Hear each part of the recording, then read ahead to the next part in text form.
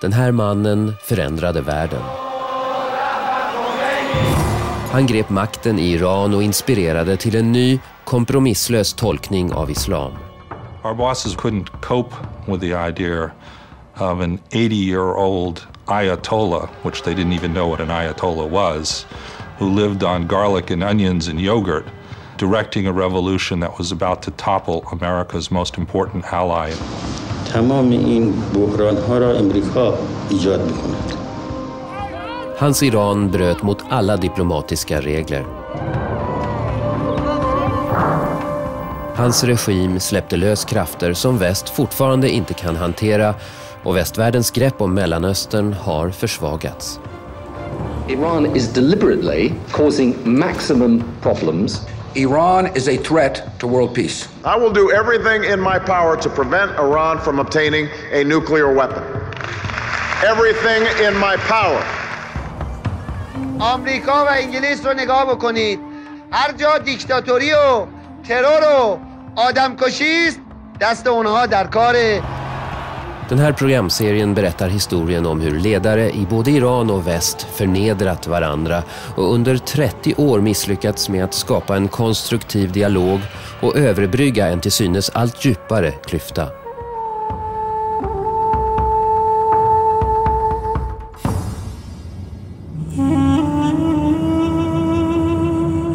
Ayatollah Ruhollah Khomeini levde i landsflykt i 14 år sedan han förvisats ut ur hemlandet Iran. Från grannlandet Irak förde han ett heligt krig mot shahen av Iran. Iraks ledare Saddam Hussein gav hösten 1978 shahen av Iran ett häpnadsväckande förslag. وقتی که جریان سالیانه سازمان ملل بود وزیر خارجه عراق با وزیر خارجه ما امیر خسرو افسار صحبت کرده بود و پیامی از صدام داشت. در این پیامی بود که اگر که بخواید این رو از اینجا به خارج میفرستیم و همینطور اگر که علاقمند باشید حتی باید الیمیت بشید. Shahen var försiktig. In those days we thought that if somebody gets rid of Khomeini he will become like a martyr and he become even greater. Mohammad Reza Pahlavi hade styrt Iran i nästan 40 år. شاهنشاها کشور شاهنشاهی ایران و مردم این سرزمین باستانی. Han levde i en värld som var skild från folkets. Han hölls kvar vid makten av en brutal säkerhetstjänst och världens 5:e största armé utrustad med amerikanska vapen. Han nonchalerade kraven på demokrati. Han lät landets enorma oljerikedomar komma ett litet fåtal till godo. Han främjade västerländsk kultur, vilket väckte vrede hos miljontals muslimer. Många grupper ogillade shahen så de samlades under Khomeinis baner. چه اونها که تمایلات مذهبی داشتن در دین امام خواستهای خودشون برآورده میکردن، اونهایی هم که نه دیدگاه آزادی خواهانه داشتن ولو لایک، گروه های سیاسی زیادی بودن. باز هم در امام به عنوان چهره مبارزه، یک رهبر مبارزه نیرومند که همه مردم تونسته دور خودش بسیج کرده، شخصیتی میدیدن که میتونن در حمایت از او قام بردارن برای آزادی کشورشون. Shahens regering förbjöd offentliga sammankomster. Och vid ett massmöte i Teheran sköt militären ihjäl över 100 demonstranter.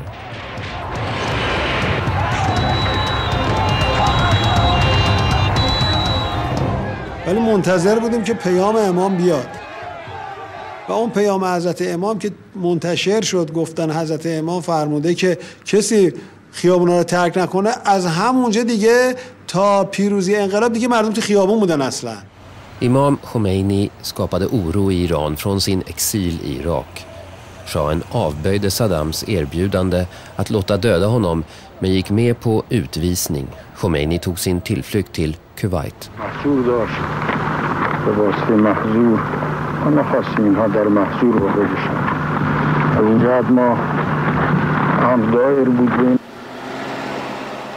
گفتم آقای خمینی باید برم به اروپا. ما با گذرنامه‌هایی که داریم بدون ویزا راحت میتوانیم وارد بشیم، هیچ مشکلی نخواهیم داشت. دوم این که پاریس یک مرکزیت سیاسی جهانی dare که هیچ کشور هیچ شهر دیگری در اروپا نداره. Khomeini besökte aldrig Paris trots att han slagit sig ner knappt 3 mil därifrån. En sympatisör lånade honom ett hus i den lilla staden Neaufles-le-Château. Nyheten spreds till hans anhängare runt om i världen. من توی شیکاگو فیزیک میخوندم که دکتر یزدی به من زنگ زد. من 2 بعد از نیمه شب توی هواپیما بودم به طرف پاریس. $8 هم توی جیبم پول بود. Khomeini var nu lätt åtkomlig för världens medier. اصلا برای البته اونها میخوان حق خودشون را استیفا کنند و مسالمت هم میکنند، لکن اون شاه است که امر میکند به کشتن اونها. So there is no alternative to fighting. هیچ راه حلی نیست. Khomeinis maning till revolution var besvärande för den franske presidenten som var en av shahens bundsförvanter. L'ayatollah Khomeini, il est venu en France dans des conditions régulières et il s'est installé comme non pas un réfugié politique dont il n'avait pas le statut, mais comme un étranger en résidence en France. President Giscard d'Estaing lät en tjänsteman med ansvar för prominenta utländska besökare delge Khomeini en varning. Je suis donc arrivé dans ce pavillon de banlieue, dans cette chambre vraiment dénudée. Ça m'avait impressionné. J'ai fait le rapprochement avec la cellule de moine. Il n'y a pas de canapé, il n'y a rien pour s'asseoir. Lui est assis par terre en tailleur, enturbané de noir, naturellement une barbe blanche, des yeux très vifs, scrutateur. Je lui dis, voilà, ces derniers jours, vous avez prononcé des philippiques enflammés contre le chef de l'État avec lequel nous avons des relations diplomatiques normales. Et donc, il n'est pas raisonnable que sur le territoire français, vous teniez des propos de caractère politique. Ah bon, آقای خمینی هم جواب داد که من قصد فعالیت سیاسی در خاک فرانسه ندارم. من از اینجا نامه‌هایی به ایران می‌نویسم. حالا در ایران این نامه‌ها رو مردم چیکار میکنن اون دیگه مربوط به دولت فرانسه نیست. I själva verket var Khomeinis hem en veritabel fabrik som kopierade och distribuerade hans uttalanden. I Iran löpte man risk att bli gripen om man hade texter av Khomeini i sin ägo. این اعلامیه رو میرفتیم از یه تلفن عمومی میخوندیم برای تلفنی در شهرستان، اون ضبط میکرد، یادداشت میکرد، بعد اون تکثیر میکرد. یعنی به سرعت این اعلامیه فردای اون روز سراسر ایران رو گرفته بود. Hela landet lamslogs när strejker som inletts av vänstern fick Khomeinis välsignelse. De militära befälhavarna drog upp riktlinjer för att få stopp på kaoset. من این طرحو بردم و به عرض رسوندم و قبلا اشاره کردم که اعلیحضرت انقلاب اول باید بکوبین، بعد ببینید چرا انقلاب شده. اگر معطل بشین انقلاب موفق میشه. بعد ایشون راه رفتن و بعد اومدن گفتن یعنی شما میگویید من خلاف قانون اساسی رفتار کنم؟ گفتم قربان مملکت داره از دست میره و دیگه امر بفرمایید این کار بشه. باز دوباره راه رفتن و گفتن دیگه چی دارین؟ گفتم ساکت موندم و ایشون گفتم به هر حال من دیگه از این مسائل خسته شدم. USA blev överrumplat. Under 30 år hade shahen stått sida vid sida med amerikanska presidenter i kampen mot kommunismens utbredning och västfientliga rörelser i Mellanöstern. Iran, because of the great leadership of the Shah, is an island of stability in one of the more troubled areas of the world. Nu bara 10 månader senare klingade president Carters ord ihåligt. The question is beginning to arise, how long the present government here can last with almost daily fighting on the streets of Rome. Det var en fråga den amerikanska ambassadören och hans närmaste män måste besvara. We were invited to this party. We both went around quite separately talking to the various generals and admirals. When I asked General Rabi how things were going, he said, no problem at all. So I went over to Admiral Habib Abdullahi and I asked the same penetrating question, how are things going? می گفتیم که وضع ما درسته، ارتش سر جاشه، این حالت پیدا نشه که داره رژیم متزلزل میشه کم کم. Here we were, the country was in turmoil and there was not one significant mention of political problems, disorder, or anything. I could not sleep that night. In the morning, I hustled over to the embassy. I went in, I said, Mr. Ambassador, this is not going to work. He smiled and he threw to me a pile of a yellow lined paper with writing on it, and top was thinking the unthinkable. Ambassadörens rapport till Washington talade klarspråk. Shahens regim var hotad. Så presidenten kallade till krismöte. Our presumption was that the United States policies would be better off if the Shah did stay in power. We were concerned that if Shah falls, the whole thing could become extremely unstable, not just in Iran but in the region. Men presidentens rådgivare hade delade meningar om hur man skulle rädda shahen. Secretary Vance and I both felt that the best chance the Shah had to maintain his position was to go the direction of reform, to have early elections, to take human rights steps that would gain the confidence of his people. You first reestablish order, thereby asserting your authority, and shortly thereafter initiate reforms, having proven that you're in charge. Brzezinski felt we should make it very clear to the Shah that we would not object in any way if he decided to really crack down very hard and use what Brzezinski came to call the iron fist. Men budskapet till shahen var oklart. Han uppmanades att använda hårda tag mot kritikerna och samtidigt erbjuda dem eftergifter. Shahen kallade till sig ambassadören. علازت صحبت این کردن که آیا آمریکا میخواد که من با شدت عمل به خرج بدم یا نه. Ambassador Sullivan had to say, I have no instructions on this, Your Majesty, which left the Shah very confused. خسته تر، ناراحت تر و در واقع یک آدمی بودن که به کلی دیپرس بودن. Kungarnas kung höll ett tv-tal där han hyllade revolutionärerna. انقلاب ملت ایران نمیتواند مورد تایید من به عنوان پادشاه ایران و به عنوان یک فرد ایرانی نباشد. تضمین میکنم که حکومت ایران در آینده بر اساس قانون اساسی، عدالت اجتماعی و اراده ملی و به دور از استبداد و ظلم و فساد خواهد بود. Shahen tillkännagav att han och hans familj snart skulle resa på en längre semester. Amerikanerna beslöt att agera. Our intention was to make sure that the Shah's support was firm and to make sure that Iran didn't come apart. I said to the president that we ought to explore the question of what will be the behavior and the attitude of the Iranian military. Så president Carter vände sig till en general som hade tjänstgjort i Iran. My instructions were to give United States assurances to the military of Iran that we would support them. His mission was to go out and see if the Iranian military had the stomach to attempt a coup and to suppress the revolution.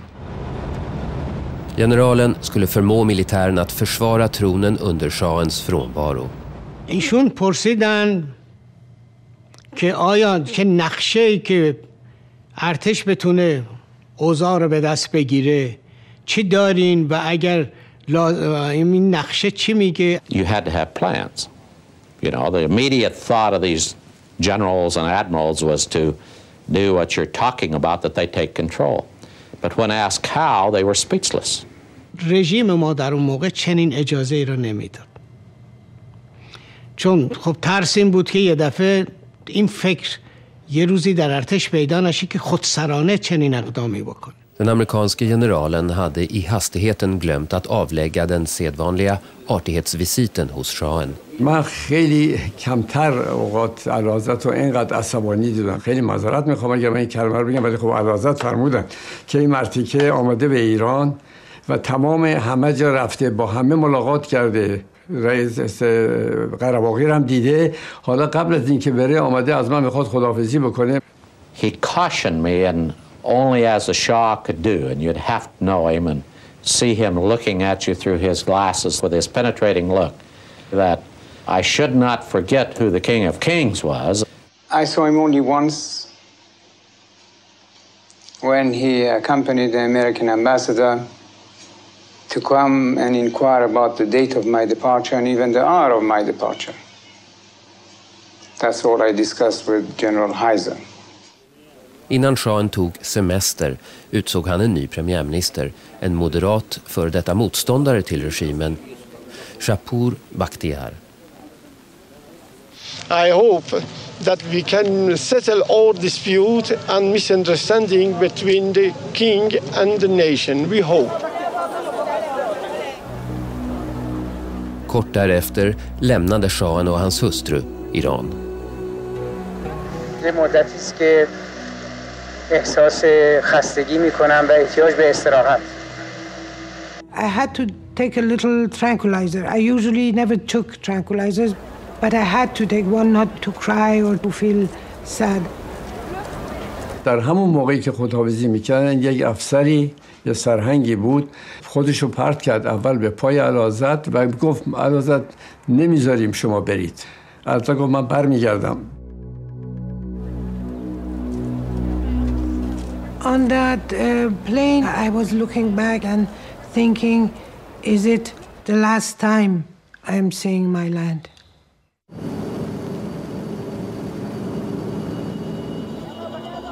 Shahen hade flytt undan ett folkligt uppror en gång tidigare, 1953. Då hade USA och Storbritannien iscensatt en kupp som återgav honom tronen. Nu var ledare från väst på ett toppmöte i Västindien. Den här gången enades de om att shahen hade spelat ut sin roll. Deras enda hopp om ett västvänligt Iran stod till den nya premiärministern. President Carter bad president Giscard d'Estaing om hjälp med att övertala Khomeini att hålla sig borta från Iran. Le président de la République me dit j'ai reçu un message du président Carter qui me demande de le transmettre à Khomeini. Je suis arrivé, j'ai retrouvé mon ayatollah. Je leur ai dit que c'est le souhait du président des États-Unis. Que naturellement, il fallait laisser un peu de temps pour que Shapur Bakhtiar puisse faire front aux difficultés de l'époque et que par conséquent, il souhaitait que l'ayatollah diffère son retour en Iran. نماینده فرانسوی گفتش که آیت الله هم باید که از دولت بختیار پشتیبانی بکنه و اگر نه ارتش ممکنه کودتا بکنه. این پیغام تهدید ضمنی هم داشت بر اینکه ارتش دست به کودتا خواهد زد. به همین دلیل آقای خمینی هم عصبانی شد. Il m'a répondu, le président Carter doit comprendre, c'est que s'il veut que les relations se rétablissent normalement, il faut naturellement qu'il cesse d'appuyer des forces contraires aux vœux du peuple. Or, j'interprète les vœux du peuple. Khomeini uppmanade sina anhängare i Iran att ge soldaterna blommor. شعار در میاد که برادر ارتشی ما به تو گل میدهیم تو به ما گلوله. Många soldater var värnpliktiga och anhängare till Khomeini. De deserterade i massor. Revolutionärerna upprättade särskilda centraler för att ta emot dem. از مردم کمک خواسته بودیم و لباس شخصی تهیه کرده بودیم، لباساشون رو عوض می‌کردیم. خب میدونید که توی دوران سربازی یکی از چیزایی که تکلیف سرباز است اینه که همیشه موی سرش باید زده شده باشه، نمره 2 باید سرش رو اصلاح بکنه. خب بعد این وقتی نمیدن یه عده‌ای با لباس شخصی اما سراشون نمره 2، اونا رو می‌خواستن بگیرن که ما گفتیم همه جوونا برن سراشون نمره 2 بزنن. En avdelning inom militären var fast besluten att stoppa Khomeini till varje pris.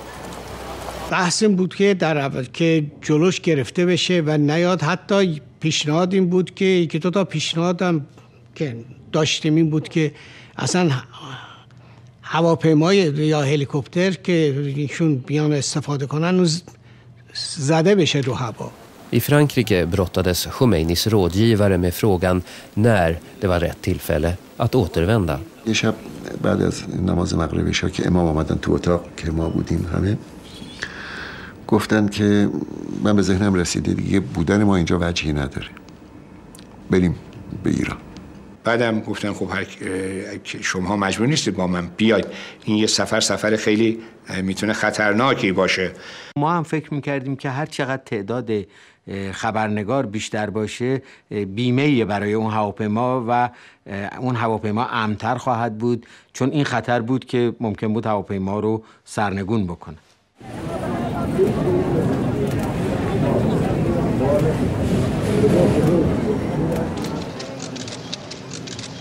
I will not forget the hospitality of the French government and the French people and their sense of liberty. Under flygningen fick en tysk reporter komma in i Khomeinis privatkabin. Sonne ging gerade auf, es war die Zeit des Morgengebets. Jedenfalls, ich habe ihn nie wieder so aufgeräumt gesehen wie an diesem frühen Morgen. Das ist das einzige Mal, dass ich ihn entspannt gesehen habe lächeln gesehen. Nach dem Gebet, das war ohne großen Vorwand, übergab Khomeini ein gelbes, also braunes Kuvert an Tabatabai. Sadek Tabatabai, en av Khomeinis favoritsläktingar, hade anförtrotts utkastet till den författning som formulerade Khomeinis vision om den islamiska republiken Iran. Det var ett farligt dokument. رو کردم به آقای شلاتور و آقای کافمن که متصدی دوربینش بود، گفتم که من یه امانتی رو به شما میدم در حالی که ضبط میشد این سر. Und sagte mir, wenn wir bei der Ankunft nämlich getötet werden oder verhaftet werden, dann verstecken Sie das gut. به ایشون نگفتم که این پاکت حاوی چی هست. De hade inte behövt oroa sig. När Khomeini kom ner för trappan satte han punkt för 2500 år av monarki i Iran. خیابونا مثل اقیانوس اطلس که در طوفان باشه موج، شرایطی بود که دیگه کاری نمی‌شد. Mannen som fått äran att köra Khomeini hade tagit på sig mer än han klarade av. بیش از اونه که فکر می‌کردیم آدم توی سالن اومد نتونستیم کنترل بکنیم. مردم ریختن، ماشینای اسکورت و بین ما و ماشینای اسکورت حائل شدن.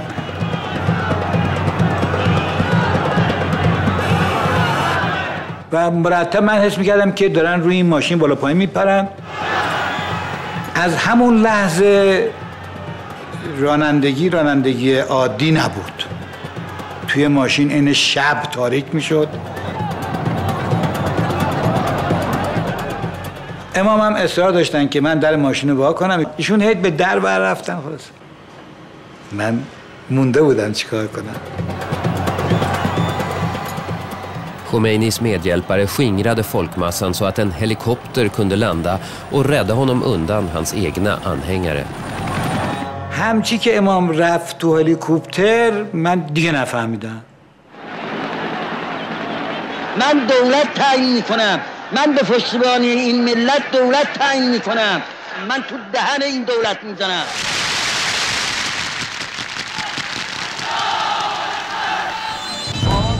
Revolutionärerna angrep nu polisstationer och militärbaser.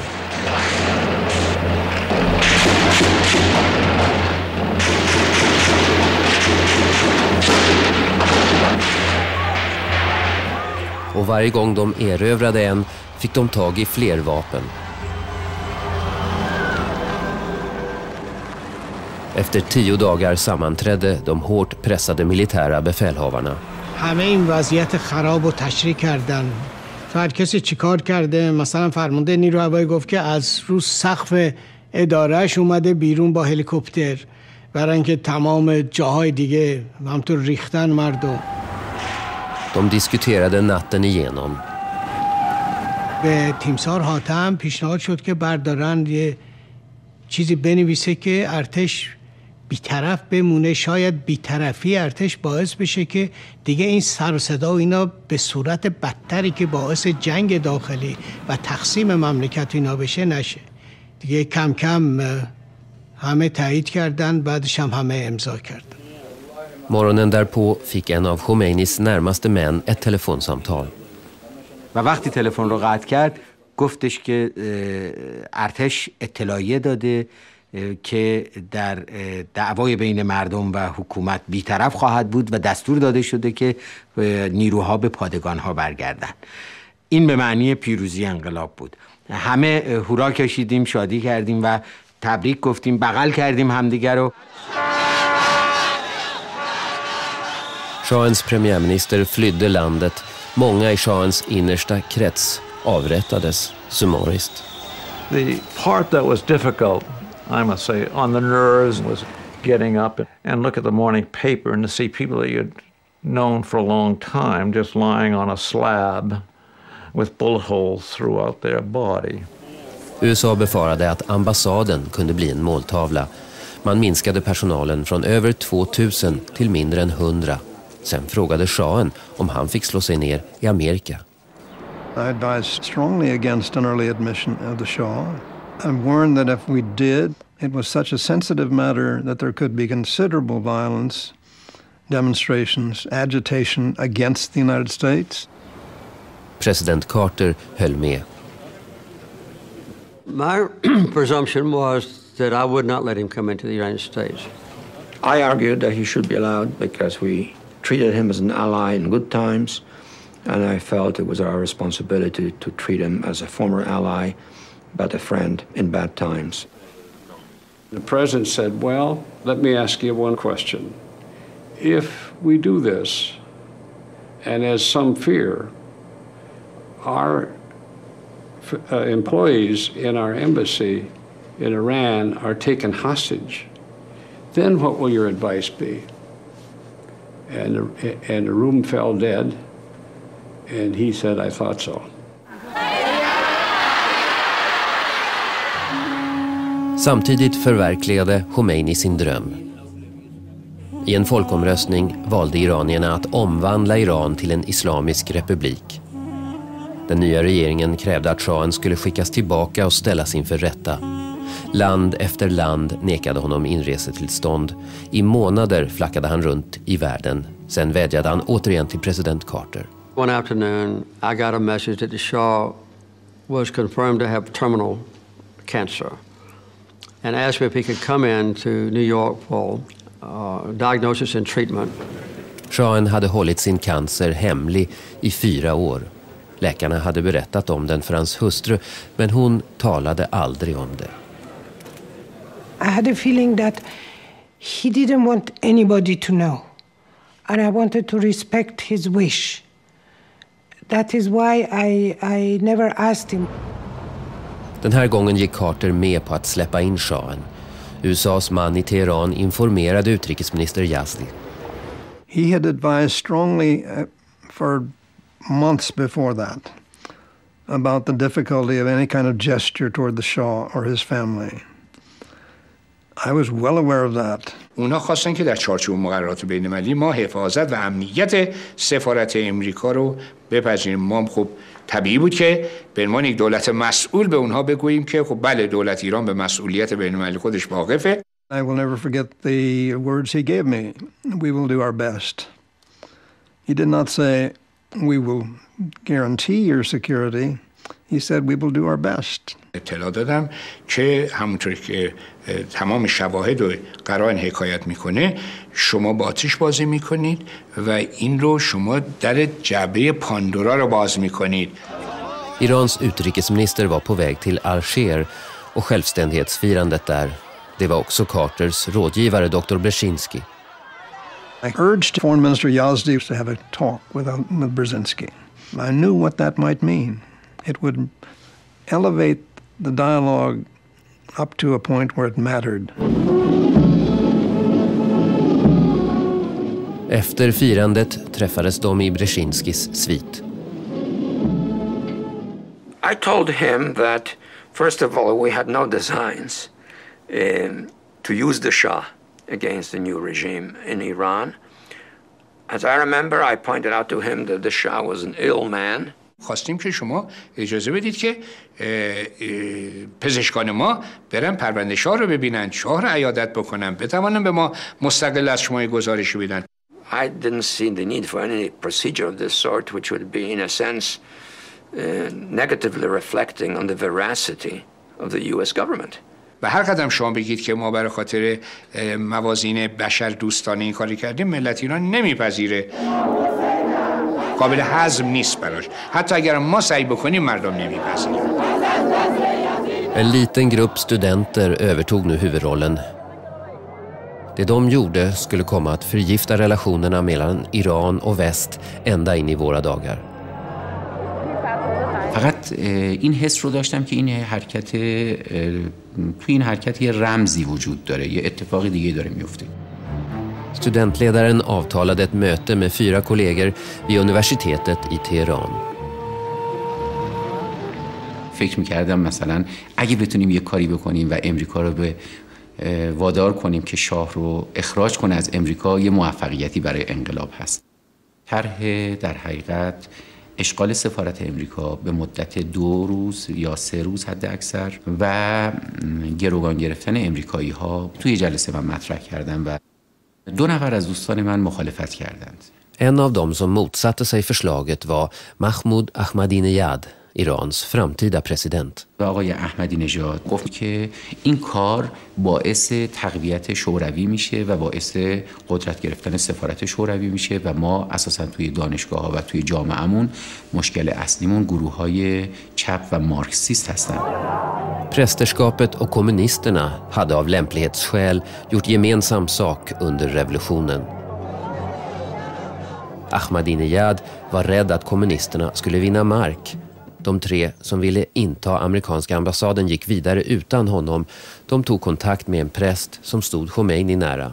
اونها رو قانع کردم که این تصمیم رو به اجرا در بیاورند و بدون اینکه امام مطلع باشه.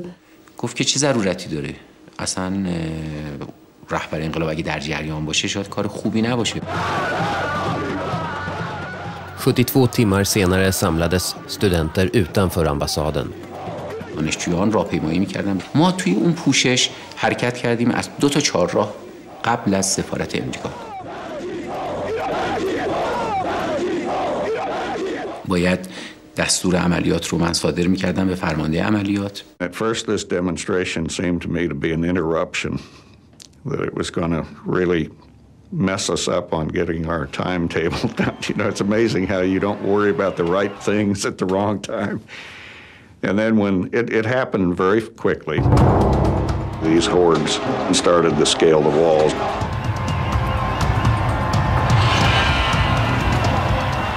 Den tillförordnade ambassadören fick beskedet strax efter att han lämnat ett möte på utrikesdepartementet. I had to turn around rather quickly and go back to the foreign ministry, find help from where it mattered, and that was the foreign minister himself. من به آقای لینکن گفتم که خب من قبلا به شما در مذاکرات حضوری گفته بودم که اگر شما این کارو بکنید باید منتظر چه چیزی باشه. I said, I know you warned me against this, but I need help. Men bara Khomeini själv kunde reda ut saken. Han var i den heliga staden Qom och tog just sin dagliga tupplur. بنابراین من سعی کردم که با هلیکوپتر که از دانشکده افسری از پلتفرم دانشکده افسری ما استفاده می‌کردیم می‌رفتیم. Nu hade hundratals studenter trängt in på ambassadområdet. De numerärt underlägsna marinsoldaterna väntade med att öppna eld. They asked me, what should we do? And I said, given what you've told me, the degree of chaos surrounds you, the control that has now slipped away from your hands over there in the compound, you should surrender. And I gave that order.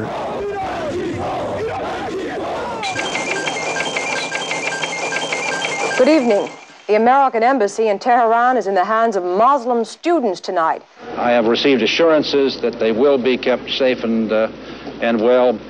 The administration's problem is no one knows whom to blame for the takeover of the embassy. Foreign Minister Yazdi said the Iranian government would do its best to resolve the matter. Utrikesministern nådde Qom och tog sig direkt till Khomeini. من به آقای خمینی نگفتم کیا اونجا هستن، گفتم آقا رفتن این کارا رو کردن. آقای خمینی به من گفتن که هر کس از برو بریزشون بیرون. Han gav sig tillbaka till Teheran med Khomeinis order om att avbryta belägringen. Samtidigt tänkte studenterna vid ambassaden be om imamens välsignelse att fortsätta den. من زنگ زدم به آقای موسوی خوئینی ها و گفتم که ما توی سفارت هستیم، منتظرتون هستیم، خودتون رو سریع برسونید.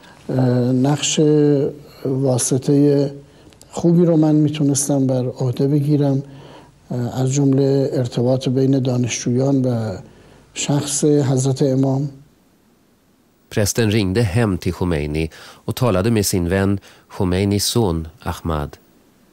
احمد آقا پیام آقای موسوی خوئینی ها رو به امام رسوندن و گفتن این دانشجویانی که این کار رو کردن معتقد و مسلمون هستن، طرفدار انقلاب هستن. Khomeini utnyttjade nu studenternas ockupation för att främja sin vision om Iran. نظر امام این بود که از قول من به دانشجویان بگید که جای خوبی رو گرفتند، اصلا نگران نباشن، اونجا رو محکم بگیرن.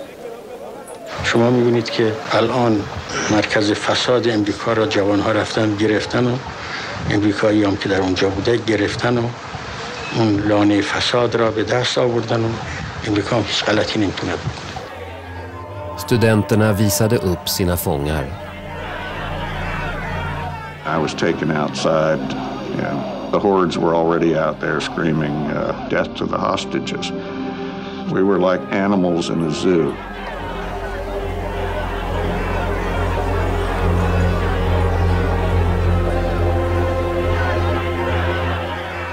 Khomeini hade brutit mot en grundläggande regel som gör det möjligt för diplomater att arbeta under en kris.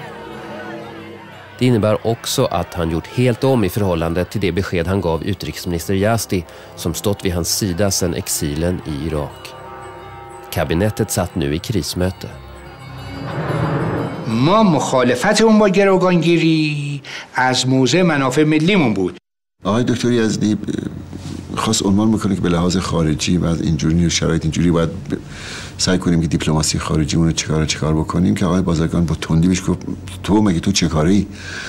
تو فکر می‌کنی تو وزیر خارجه هستی؟ وزارت خارجه توسط دو اداره نمیشه که. بسیار برافروخته بودن و تاکید کردن که استعفا میدم، کما اینکه در ایشون در خود هیئت دولت مطرح کرد که استعفا خواهند داد و نه تنها ایشون، همه وزرا قبول کردن که دست جمعی استعفا بدن.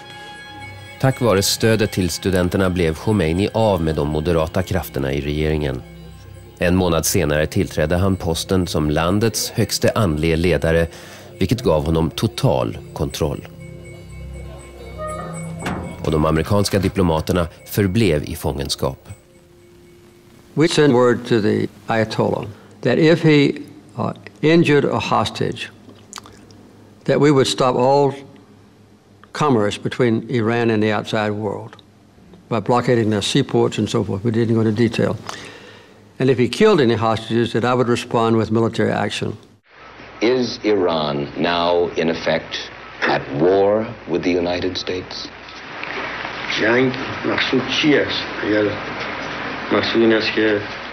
What do you mean by war? If you mean our armies against the United States armies, no, there is no such war. If you mean it is a battle of nerves, it is Carter's doing.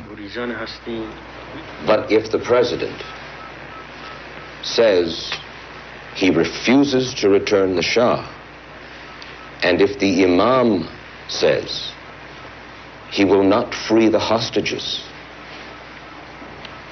then what can be the answer?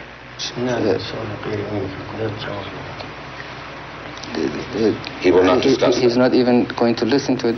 Khomeini avvisade alla amerikanska ansträngningar att få gisslan frigiven. 3 månader efter ambassadockupationen införde USA sanktioner mot Iran. Man frös landets tillgångar i USA och förbjöd import av iransk olja. ما از اقتصادی نمیترسیم. ما از دخالت نظامی نمیترسیم. اون چیزی که ما را میترساند وابستگی فرهنگی است.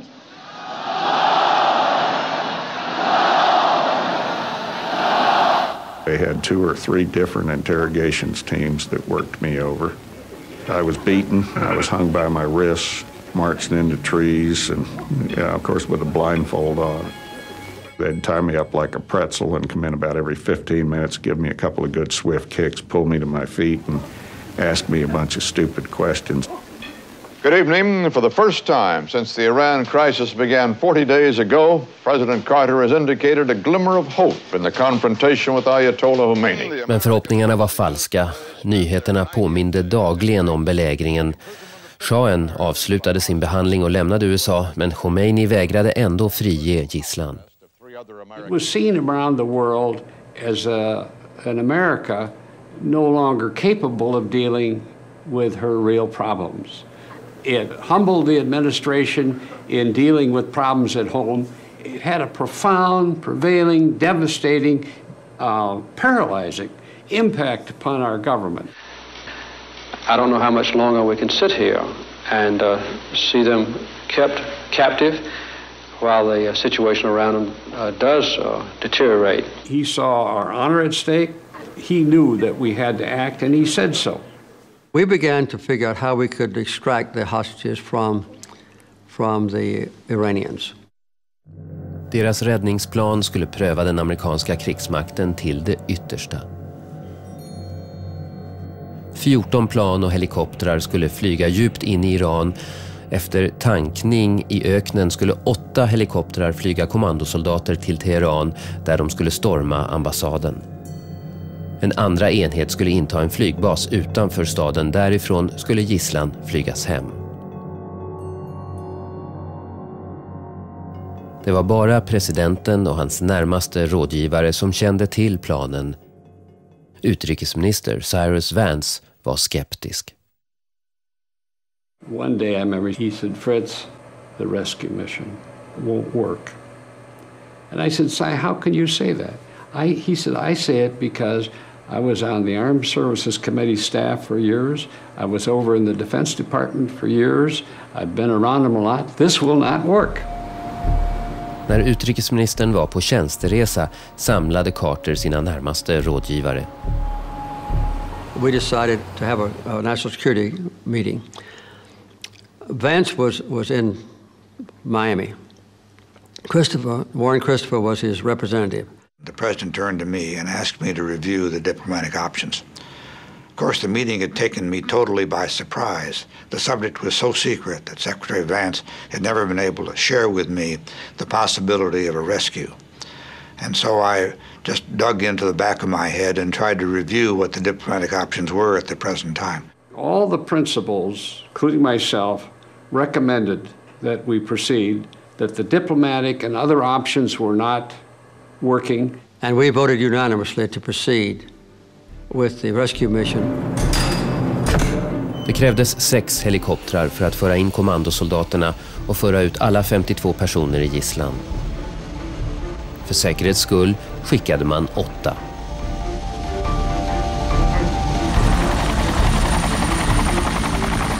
decision was made earlier that if we didn't have enough helicopters to bring all our hostages out, that we wouldn't bring any, because the ones remaining would undoubtedly be assassinated.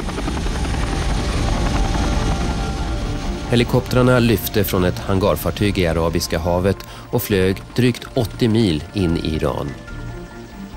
Man gick lågt för att undgå radar och hamnade i en sandstorm. 2 helikoptrar fick motorfel.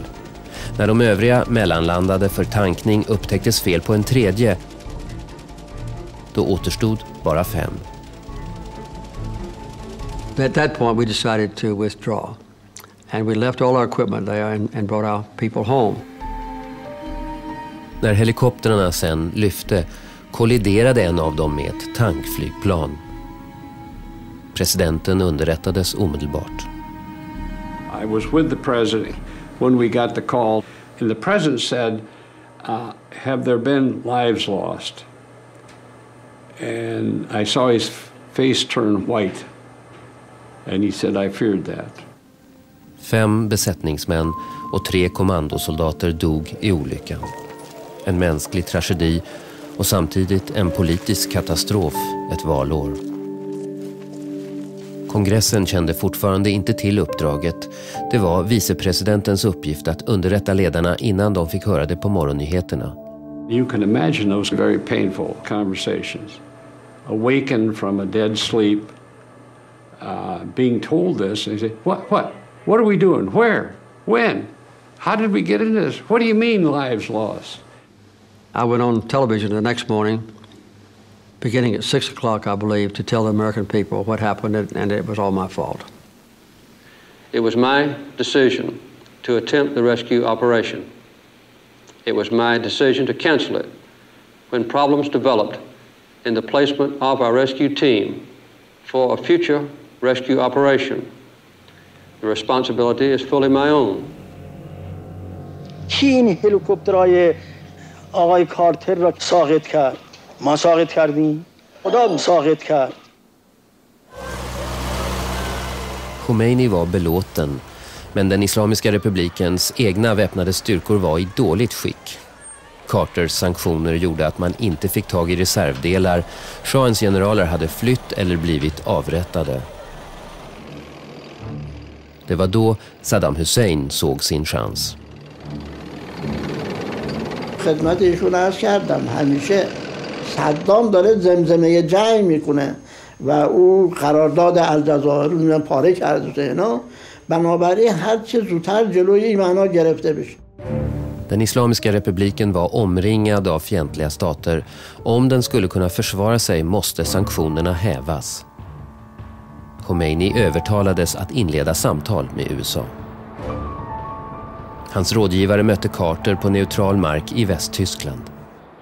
ما قدم می‌زدیم در باغ کاخ مهمان سرای وزارت خارجه بن که خبر دادن که دوستان آمدند. وقتی من آمدم آقای کریستوفر از رو آمد، من در قیافش تعجب رو می‌دیدم. I was really quite surprised. He was a very good-looking, dapper man in a sport coat and flannel slacks, and so he looked very Americanized. بعد از صحبت‌های اولیه و معارفه اولیه که بینمون صورت گرفت، شرط رو من عنوان کردم.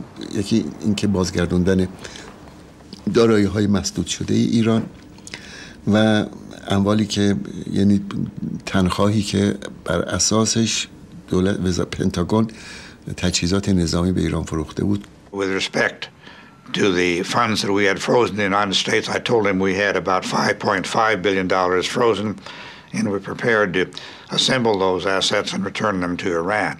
دو موردش رو خیلی تونستیم همروز به نتیجه برسیم. Dag 2 stötte de på det enda egentliga hindret. Shahens privata förmögenhet som fanns i amerikanska banker. استدلال من به آقای کریستوفر این بود که اولا این رقم یه رقم درآمد معقول یک فردی نیست، ملو زمامدار که پول جای پسنداز کرده باشه. این رقم نزدیک به 20 میلیارد اموال منقول و غیر منقول، اینها خب تصاحبش غیر قانونی و غیر شرعی است. I said, look, we have a real problem there.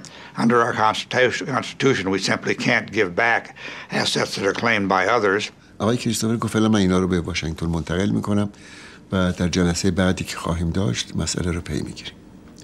دیگه اصلا خداحافظی که بعد از 5-6 ساعت گفتگو. Det var den 22 september 1980. Det såg ut som om president Carter skulle få hem gisslan i tid och förbättra sina chanser att bli omvald i november. وقتی که من رفتم به فرودگاه خلبان آمد که برج اجازه پرواز به ما نداد. گفتن که فرودگاه مهرآباد بمباران شده توسط نیروهای عراقی. Irak invaderade dagen därpå Iran. 70 000 soldater gick över gränsen och startade ett krig som skulle pågå i 8 år och skörda 1 miljon människoliv. Irans ledare avbröt samtalen med USA. De misstänkte att Washington låg bakom invasionen. De hade inte helt fel. We were warned that the invasion was imminent. A source told me that he'd just been in Iraq where he'd been meeting with Saddam Hussein and his senior Iraqi generals, and that the Iraqis were going to invade Iran. This was of course big news and quite an intelligence coup for us. USA gjorde inget för att förhindra invasionen. Trots att man inte hade några diplomatiska förbindelser med Saddams Irak tillät man att han fick hjälp utifrån. We understood that what we were telling Saudi Arabia and Jordan about our perceptions of the state of the Iranian military would be passed to Iraq. How powerful did we think their armed forces were? Could they operate their tanks? Could they operate their surface-to-air missile networks?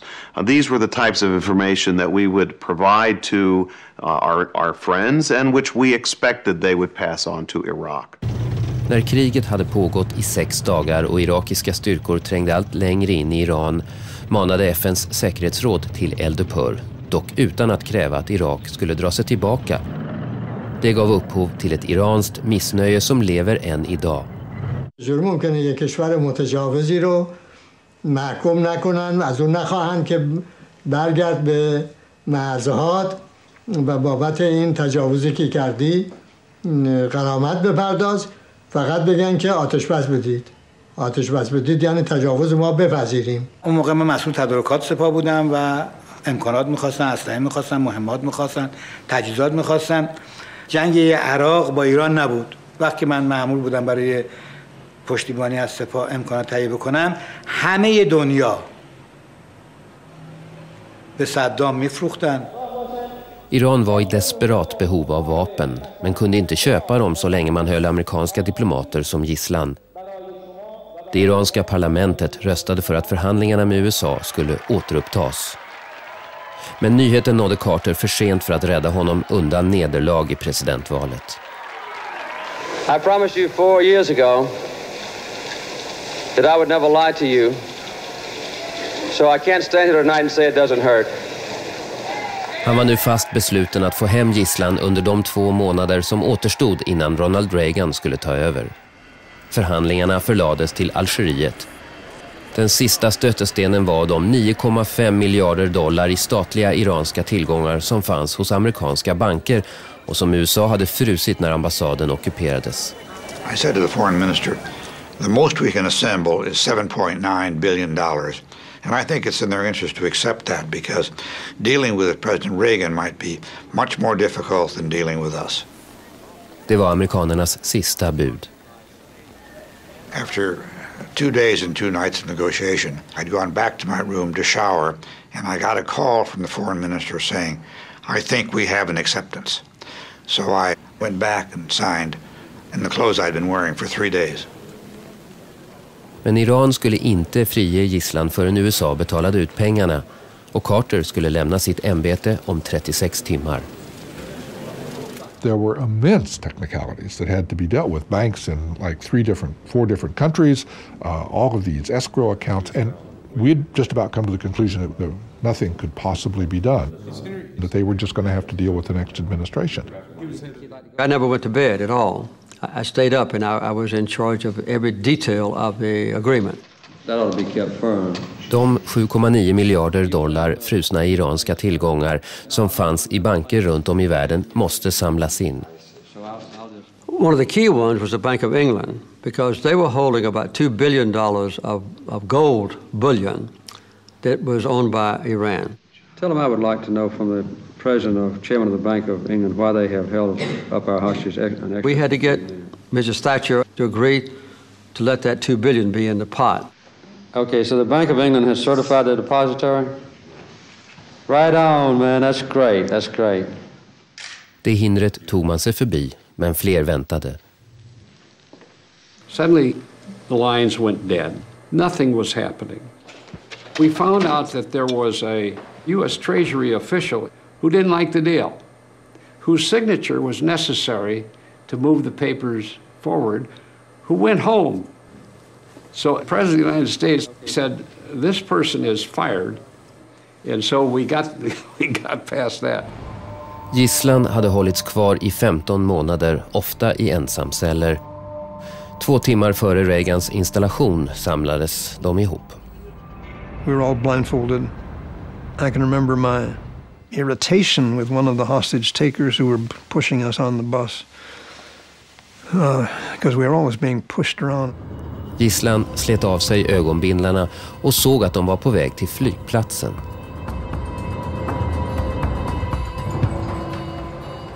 I Washington gjorde sig vicepresidenten och presidenten klara för att åka till Reagans installation.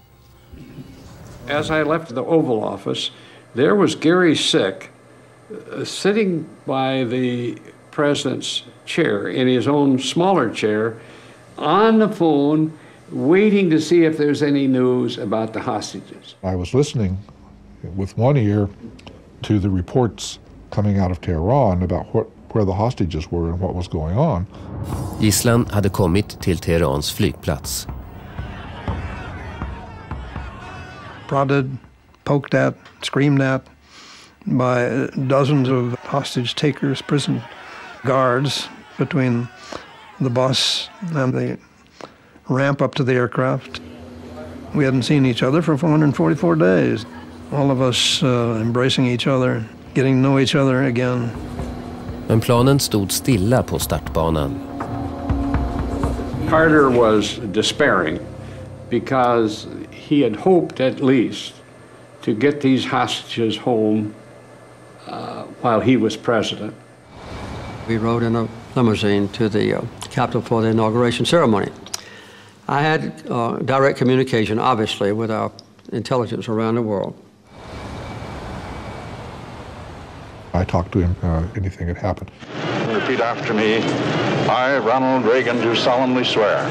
I, Ronald Reagan, do solemnly swear. That I will faithfully execute the office of President of the United States. That I will faithfully execute the office of President. Carter åkte hem, fortfarande inget nytt. Roughly 5 minutes after I was no longer president, the Secret Service agent came down and whispered in my ear that the hostages were free. They had deliberately delayed its release until maybe 20 seconds after Reagan had been sworn in. Det är inte ofta en utländsk ledare förödmjukar en amerikansk president och bidrar till att säkra dennes valnederlag.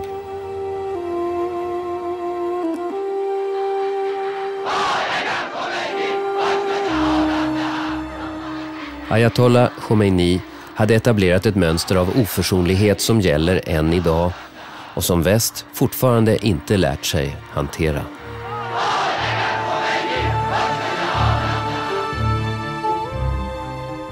Andra delen i den här serien ser ni om en vecka här i Dokument utifrån.